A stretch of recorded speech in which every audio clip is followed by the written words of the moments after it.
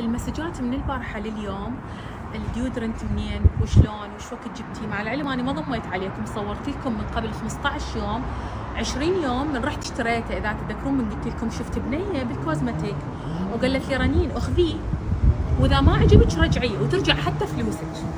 اوكي، روح عاد. صار لي 15 يوم اجربه. اني كنت اذا تتذكرون اي احد يروح البيروت يجيب لي، ما راح اكسر باحد، راح يجيب لي نوعيه معينه انتم تتذكروها، كنت ما اعوفها ابد. بس اني هم جبت لك. اي صح، انت هم كنتي مره ببيروت جبتي لي، فاني كنت دائما متعوده عليها. مع العلم هي اغلى وسبراي، انا ما احب السبراي لان دائما السبراي يسوي تصبغات، يعني الرول يكون امن وصحي اكثر وطبي اكثر. ف صار لكم من البارحه لليوم تسالوني شنو شنو شنو شنو، فقلت ما دام اني بالحديقه يم سهير والمنظر حلو يخبل ولابسه هاي الالوان الحلوه وهم الوانهم حلوين. الرول هذا اسمه بير كاردان.